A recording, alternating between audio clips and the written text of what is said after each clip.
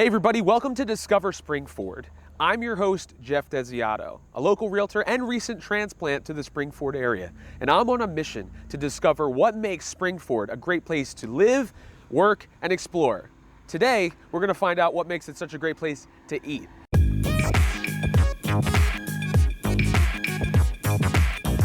Today, I'm here in front of the Railroad Street Bar and Grill, located at the corner of Railroad Street and Mill Lane in Linfield, PA. Owner Mike McCloskey is waiting inside, and he's going to share us some information about the history of this location, as well as the intricacies of his menu. So let's take a look inside. Come on, follow me.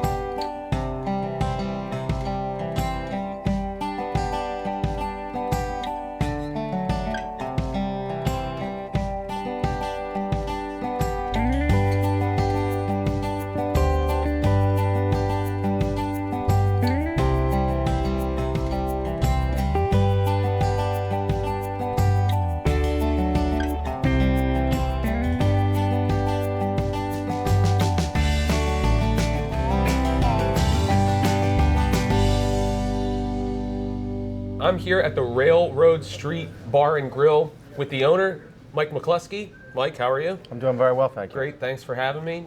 What you see in front of us is one of their signature seasonal items. But before we get to that, just want to ask you, Mike, to tell us a little about yourself, how you got started in the business, but also if you want to go further back, where you grew up, what you wanted to do. Did you always want to get into the restaurant business and so on? So I'll let you kind of take it from there. Absolutely. I was born and raised in Media, Delaware County.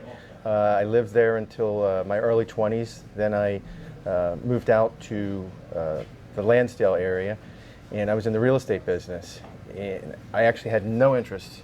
If you would have told me 15 years ago, 10 years ago that I would have owned a restaurant, I'd tell you you're out of your mind. I had no restaurant experience, or very little restaurant experience, aside from just having odd jobs growing up. But this property, this building in Railroad Street was actually brought together by accident. We were, real estate partnership group was buying rooming houses in Montgomery County, and we had several in Lansdale, and we ended up buying one here sight unseen. We went to settlement, came to see it, and I'm like, there's a bar here. And the realtor that worked for us at the time said, yeah, you can just rent it out. So we renovated the entire property and couldn't find a viable tenant. Couldn't find somebody that wanted to work with our lease terms. So he said, let's just try and open it and move forward from there. And when was that? That was in 2006. Okay. And 4 years later, I had some visions to go in different directions in the partnership group with beers and whiskeys and locally grown foods, and they had no interest in doing that, so I bought them out, and here we are today. Wow. So it's funny that you say you're from Lansdale. That's where I have transplanted from, the Lansdale area, North Penn, and my journey, I'm currently in real estate. And if you had told me 5 years ago, 10 years ago that I would be a real estate agent, I would have said the exact same thing that you said about restaurants. So that's kind of one of the reasons why we're doing the show, is to explore and to expand beyond this stereotypical, which it seems like that's what you're trying to do with the menu. Just in our conversation, the regular bar and grill food is not what you're looking to do necessarily. Correct. You're looking to improve and expand upon what people would expect from a place like Railroad Street. And be different. A lot of what we do is locally sourced. Our cheese comes from Conabella Farms over in Chester County. All of our meat is raised at Why Not Farm over in Glenmore. Our tomatoes are all produced by Royersford Tomato and Vegetable Company. They also produce all of our peppers. We dehydrate all of our peppers. What we don't dehydrate, we will jar. So all year long, we'll utilize the locally sourced organic products, if you will. And we do as much support of the farms. Kolb Dairy stops in here every week and drops off, heavy cream, milk. Nelson's Ice Cream supplies us with our ice cream for our desserts. So I mean, there's just a whole inner circle of local community people that we utilize here at Railroad Street. That's really important. And I noticed, I didn't realize till today, the logo is very popular. I've seen it and not realized that it was to this venue. Can you tell us a little bit how that came to be? Did you get somebody to design that, or you came up with that yourself? Or? That was actually that was another by accident. Local businessman actually had a business in the area, and he was handing out magnets, and this is going back 6 years ago now. And I said, this is a great idea. I said, do you care if I copycat your idea? He said, no, knock yourself out. That was 34,000 magnets ago. We have 34,000 magnets currently on the street. Oh my God. They're free. We don't charge anybody for them. If you're willing to support us, we're ecstatic about it, and we'll even people send self-addressed stamped envelopes from all over the world. People travel with the magnets. I get emails every day from people in Rome, people in China, our U.S. service, our military service people.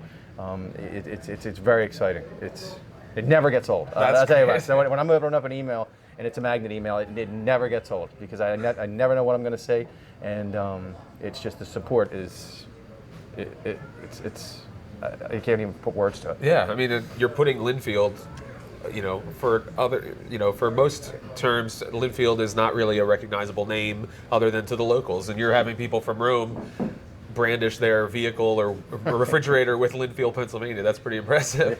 So, have you had any tourists or any people show up here that it's because of the magnet or because of what they've heard or seen based on word of mouth of Railroad Street? Every day. Somebody new comes in and says, the magnet brought me here. Wow. I didn't know what it was. I finally figured out what it was. I got close enough to one. I saw it in a parking lot, and I looked it up online, and pow, now I'm here. So Wow. yes, did I get people that come from afar because of the magnet? I can't say yes, Yeah. I can't say no, because as much as I'm a very hands-on owner. I'm here every night. I'm at the podium. I'll seat tables. I'll run food. I'll work in the kitchen. I try and talk to as many people as I can, because I love talking to everybody. That's your old real estate side coming right? Yeah, and networking and engaging with people. So, but at the end of the day, there's so many people that I don't talk to that I wish I could. So, yes, probably, but I can't definitively say yes to that answer. So, real estate, how did you get into that originally? Was that a family thing, or? No, always wanted to build houses, always wanted to be a home builder, and pretty much just started at the bottom working for a development company in Blue Bell, Pennsylvania. And at that time it was Western Development Company. Then I went on to work for a little bit of a larger one, and I worked in North Wales for a phenomenal builder who's actually very, very new to the Springford area, WB Homes. They're building over by the country club. And I probably learned more working for that group about business and life and home building, and it's a huge part of the success of Railroad Street. Really? Yes. Oh yeah, so you've been able to use some of the lessons that you learned in another industry to apply to Absolutely. anything off the top of your head, and put you on the spot of like different things that either your old manager or boss taught you that you apply on a regular basis. Always have more money coming in than you have going out. A wise man knows what he doesn't know. Yeah. And I mean, those are two that stick in my head every day. That the owner of the WB Homes always used to say that to me. That's great. Now let's take a moment to talk about the locally sourced food that you bring into Railroad Street, because I know you have a partnership with Royersford Tomato and Vegetable Company, which we'll have on the show next time, and we can talk a little bit about this thing that you can see my bite right here, and I'm going to take another one while you talk about a little bit of the what you're trying to accomplish with the menu here. I guess it was about 3 years ago, Tomato Joe Moskal, who's a local borough councilman in Royersford, came to me trying to sell me tomatoes, and he would consistently come in day after day. You want to buy tomatoes? You want to buy tomatoes? You want to buy tomatoes? Anyway, so I was driving by his house one day, and I was like, let me stop and buy some tomatoes from this guy. So I ended up buying as many tomatoes as I could fit in my car, and I didn't realize how good a tomato could be. So we started incorporating them into our menu back then, and time went on, and Joe and I became friends. And one of the things that we do is I'm still in the real estate business per se, and I had vacant areas of land throughout Linfield and Limerick Township, and I said, hey, if you need more area to grow tomatoes, knock yourself out. It's ground sitting vacant. I don't have any intentions of building on it anytime soon. And pow, next thing you know, he started a garden, and I knew nothing about tomatoes, and now I'm working in the garden with him. Wow. So, and that was a small 12,000 square foot garden, and this year alone we just we're at over 45. We're over an acre and a half of full-on tomatoes. There's about 900 tomato plants, 450 pepper plants, and I can't tell you how much corn I just can't count. And wildflower. So, and it's become a presentation piece in Linfield. So a lot of people drive by it, and I constantly hear every day how beautiful it is and how much fruit it produces. I have just 650 pounds on site right now of tomatoes that are getting ready to, it's pretty exciting for us. We're actually doing full-on organic ketchup. So we're using Royersford tomatoes, organic apple cider vinegar, celery. It's 100%. There's no high fructose corn syrup. There's no corn syrup. There's no tomato concentrate, whatever that is. And so that's coming into play next week. So you'll see that through Royersford Tomato Company. Yeah, I'm sure we'll talk a little bit more about that. And you'll see it on the tables here at Railroad Street. Oh, yeah, very good. No more of that. The other guy, as we'll just call him. Right. I will apologize to anybody who continues to watch because I might have stuff in my teeth. I don't care. This is so good, and I definitely know what, by eating this, I know what you mean by you didn't know how good a tomato could taste. I didn't know how good a tomato can taste, but the BST, one of the things that kind of like upsets me with my menu, our menu is very different. There's a lot of creative thought that goes into it, a tremendous amount with our culinary team and myself. And when people come in and order a BLT, it just I just want to hit myself in the head. And I said, let me come up with the ultimate BLT. So I took Royersford tomato, I took bespoke bacon, which is back from my Lansdale roots, local spinach, and a nice ciabatta roll. And I have a friend in Salem County, New Jersey, who owns Obus One Farms. It's the oldest working farm in New Jersey. Met him here. Oh, really? Yeah, met him here. And we take his garlic, and he ferments it into a black garlic, and we make a black garlic aioli. So that's the cream, the sauce that you're tasting there. When you eat the BST. So there's a lot of thought that's put into that, and it's become quite a staple in the community. Yeah, that's incredible. When you first said BST, I had no idea what you were talking about because I'm not very clever. So neither are we. That's why we just called it a BST. I think if I can, I don't have anybody operating the camera, but if you can see how thick that piece of bacon is, this is not the typical light sandwich that you have when you just fry up some bacon in your pan at home and it's a couple centimeters thick. This is like almost a half an inch thick piece of bacon, so it's incredible. It's one of the most tasty sandwiches I've ever had, to be honest with you. And I'm not just saying that because I'm here in your restaurant and you're doing this show with me. But one of the things we discussed very briefly, I'd like to ask, as we wrap up, just if you could go in a little bit more detail in some of the history of this place, because it says on the sign that this building, not the Railroad Street Grill, obviously, but the building was established in 1850, and we have seen some shots of the railroad itself. And coming in, I came in on Trinley Mill Road, which is right along the river there, or creek, whatever it is. Just beautiful. And then to come in and you're in this little hamlet of a town, Linfield. If you don't mind just going, at least what you know. I'll tell you what I know, and I'm not a local historian. I love talking to the local historians. I have some... Who we hope to have on the show. So I've been trying to reach out to you so you can get back to me. I can definitely set you up with some local historians.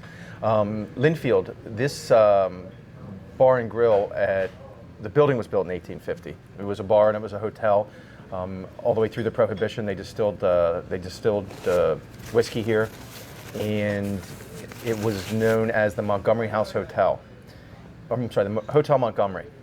And in the 40s, I believe, that's when it became, no one actually knows but it did become the Linfield Hotel. It was the Linfield Hotel until 2003. I bought it in 05, I believe. Opened it in 06 as Railroad Street Bar and Grill. We are actually sitting in an expansion of it, so the main bar, and what's interesting about the main bar when you actually go in and see it, it's probably the most uncomfortable bar you can ever sit and eat at. It's horrible. Because there's no ledge, there's no overhang, there's no lip. Okay. So that bar was actually constructed as a working man's bar. So you would actually get done working at the liquor distillery, you would come here, this was your spot, and you'd stand. You just leaned up against it. You leaned up it and you'd drink some beers with your friends, and then you'd go home. So it's the original bar? Yeah. Okay, That's we'll the get original a shot bar. of that for sure. I've struggled to keep it. I mean, it's at a point in time where it probably should be replaced, but I kind of just don't want to because it's a big part of the history here. For sure, that's really fascinating. I really appreciate the time, the effort that you've done to bring attention to Linfield, to the greater Springford area. Obviously, it's been a pleasure meeting you, talking to you. Hopefully, as things expand, I'd love to come back, see how things are going. As we wrap up, why don't you let people know how they can get information about Railroad Street, if you're on social media, your website, Social all that media, kind of stuff. Railroad Street Bar and Grill, Instagram, Railroad Street Bar Grill.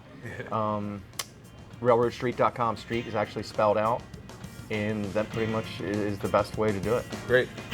So, Mike, thanks. It's a pleasure. Thank you so much for having us problem. on the show. I really appreciate it. Well, that's all the time we have for today. I want to thank you for watching this episode of Discover Springford, and I encourage you to share it on your social media platforms or email it to your contact list. You can find out more information by going to tv.discoverspringford.com.